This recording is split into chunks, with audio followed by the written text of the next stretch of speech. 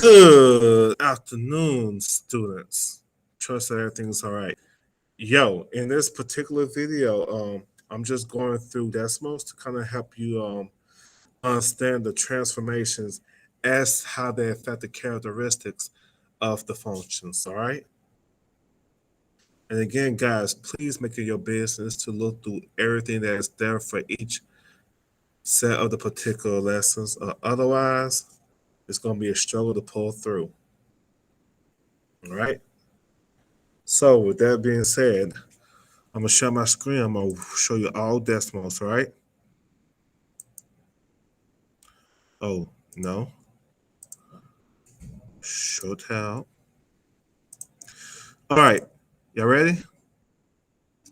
Let's go ahead and do this. So what I'm first going to do, I'm gonna run through the opposites of these functions, so therefore you can understand them. So guys. Pardon interrupting teachers and students. Could you please send the following students to the office at this time? Samuel Bell, Jason Thornville, Benny Gillum, Jamari Yen, Sidney Hilton, Kyrie Paul, Kaylee Williams, and Christopher Williams. Please send those students to the office at this time. Also, Brandy Moore, please come to the office to check out. All right, let's get back to it. So look, this function you see in red is called the quadratic. All right. Its opposite was going to be in a different color, blue. That is called a square root function. I almost want to say quadratic, but it's a square root function. Remember, red is called the quadratic, the blue is called the square root, and they are opposites of each other. They look just alike almost, except for one has the whole parabola, one is just cut in half. All right? So let's go further. So let's go ahead and talk about something else. This is called a cubic function. Cubic function. Their shape looks just like a curve. Its opposites. Go here to function. Go to miscellaneous. Go here. Type in 3. And that is called a cube root function. See how it's sleek around? All right. So the round one, this is a cube root. And then its opposite once more is a cube root function. Cube root and cubit. So this is cube. Cube root is an S on the side. You just flip it on the side. All right, let's keep it going. All right, so we did that, we did that. So let's talk about logarithmic. So logarithmic, which we will get to later on to have a discussion of this. With this, it doesn't exist. If you do, this does not exist. If it's equal 1, it got to be greater than 1. So that's a logarithmic function. Its opposite is an exponential function.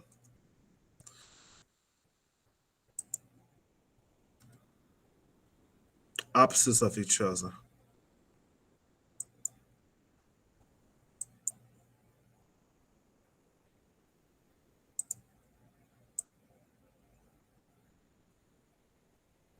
All right. And that is called the exponential function. Opposite of its logarithmic function, buddy. All right, so now let's talk about the functions that are not opposites of each other. This is called a rational function. And this is called, okay, 1 over x.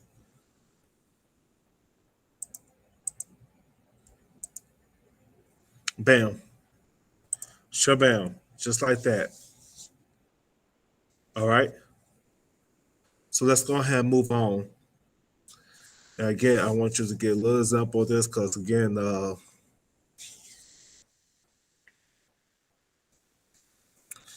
you'll have to do it for your homework. So now let's talk about getting back to the quadratic functions. Let's talk about how the transformations deals with the affects the characteristics. So guys, the red is the original, and my blue is my transformation. So if I was to say plus one, so we know that in the blue, talking about only the blue, the domain is the same as the red, negative infinity to positive infinity. However, because I said plus one, the ranges become different. There we go, make this easier for us. The range differ because in the blue is 1 to infinity, and then the original is 0 to infinity.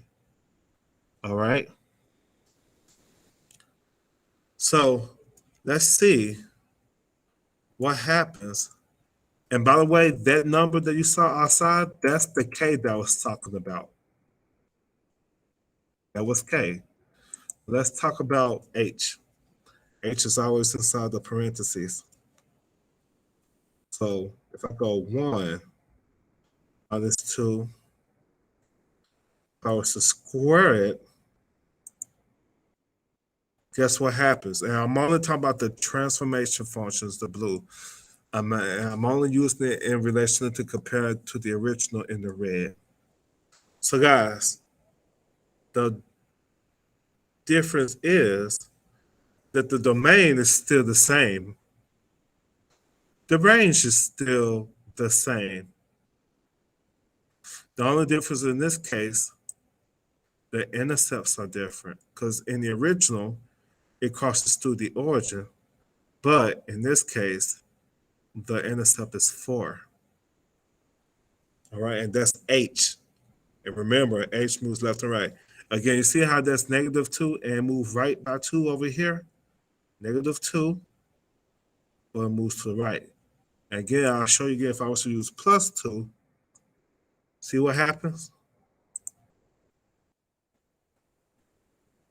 But you notice, even when I move positive or negative, the intercept will still be the same. And when I'm talking about H, only H.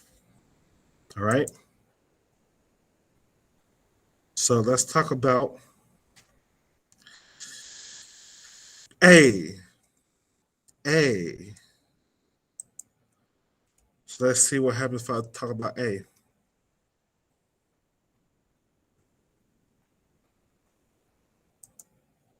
So look, when I put A by A stays the same. All the characteristics stay the same. So when I stretch it,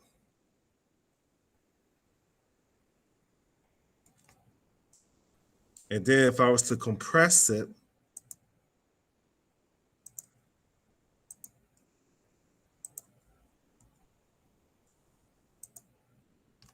guess what? The characteristics are still the same.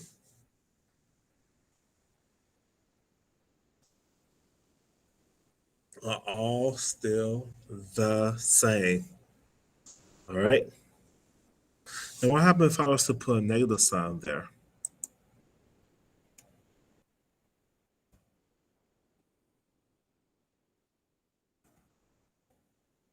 Well, all the characteristics stays the same except for what? The range, negative infinity to 0. All right.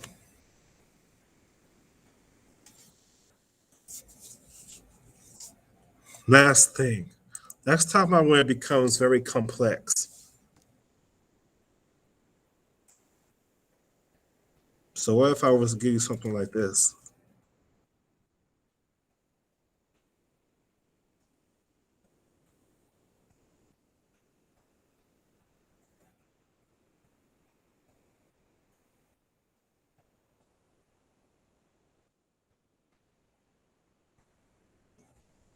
So you gotta list all the characteristics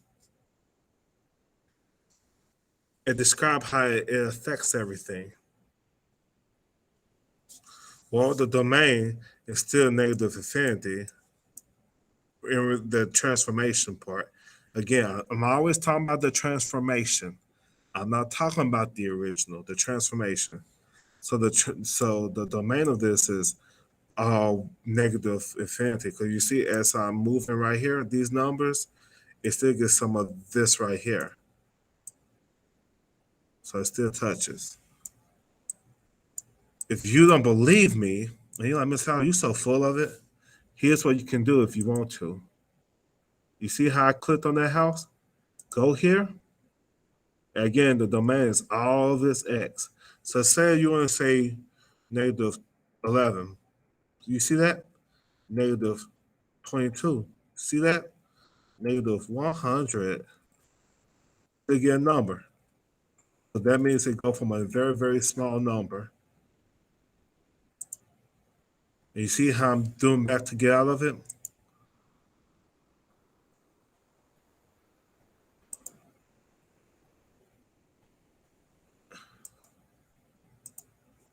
And then, oh, I messed that up. Undo. There we go. Undo brings it back. So look.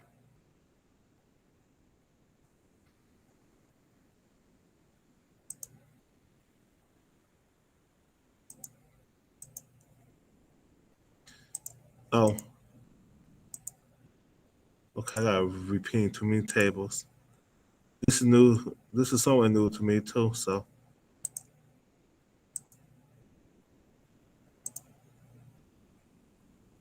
don't do that because you realize what happens. And you realize what happens if you delete it. So look, what to the characteristics? The domain, which I just showed you, is still negative infinity to positive. The range is negative infinity to 3. And then the intercepts. The intercepts, ooh. Keep scrolling down. See how I'm scrolling? So you're trying to get where this touches. And you see 0.268 thousandths. That's the x-intercept. So you're going to have to be able to do all of that.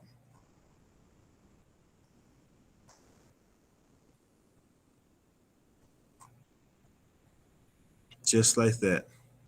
And then that's another one which you got to do the same. And that's essentially all you have to do. Now it'd be awesome if I could figure this part out about turning this back to a function versus a table. So still gonna do. All right. That's that.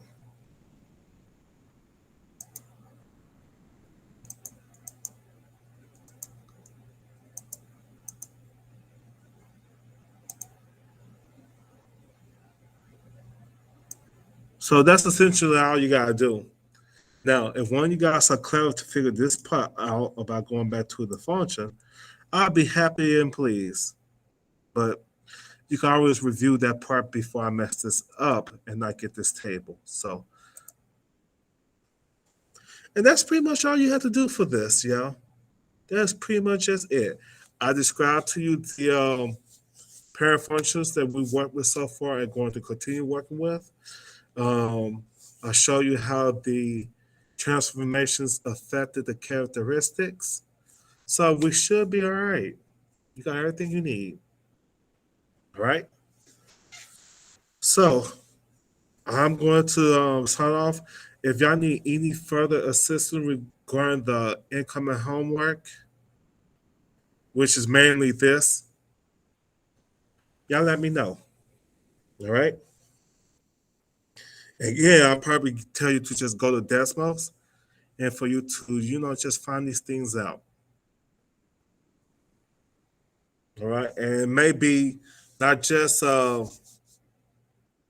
it'll be a mix of all the functions so you can see how they work and how they be affected, all right?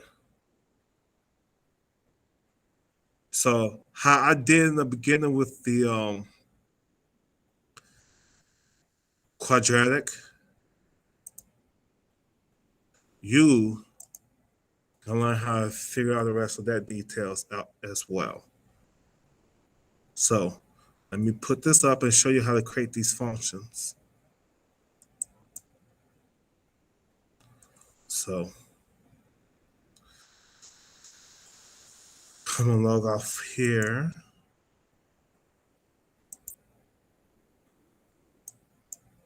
I'm gonna show you one little more example, then put into it.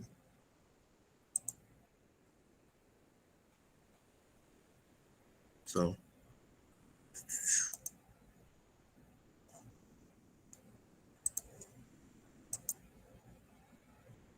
there we go.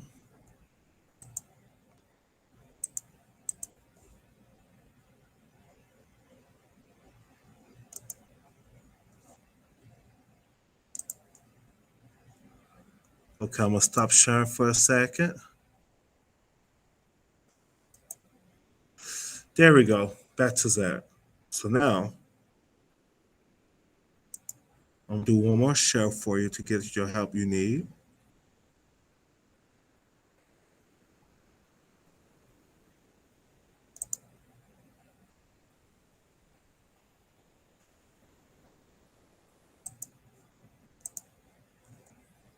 All right. I'm not presenting no longer. All right.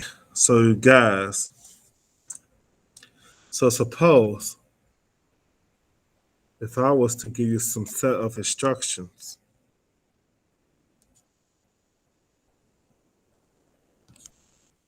so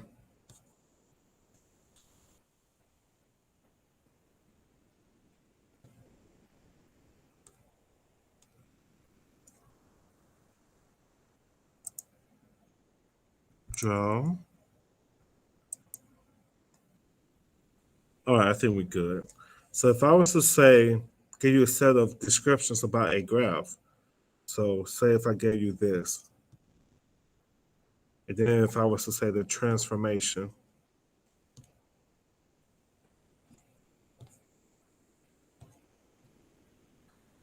up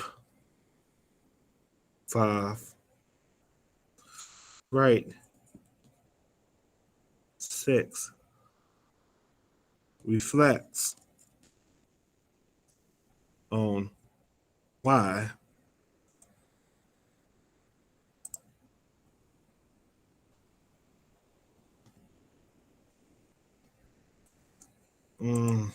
why does it do that? Get back to the drawing board. Jesus.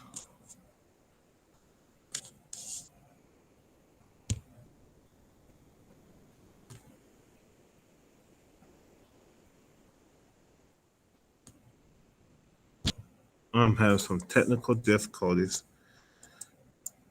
And y'all give me the business about it. I could hear it.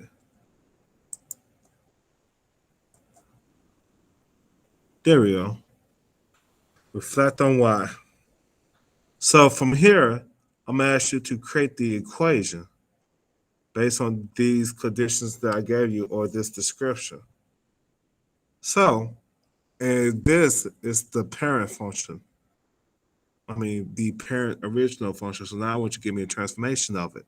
So because you are in this being an absolute value function, I need for you to give me the transformation of that function. And you have to create it. So up 5, if I set up, that's going to be in the back. And then the inside of this being the absolute value. And I'm going right by 6. So if I'm going right by 6, that's going to be positive or negative. Negative, remember? Because the graph is pretty much the answer of the function. And then if it reflects on y, so that's just a negative sign in front. And that is how you create the function. You create it like that. And again, please make access to these notes that we've been doing. All right? All right, yeah. I'm about to go ahead and call it quits here.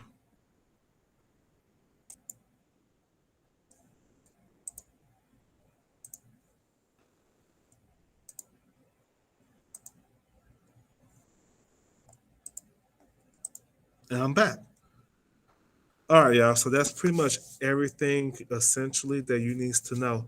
Of course, let me know if you have any problems with the videos like you guys have before. And we're gonna be all right. I'm gonna get this uploaded and I'm gonna get this in there. All right.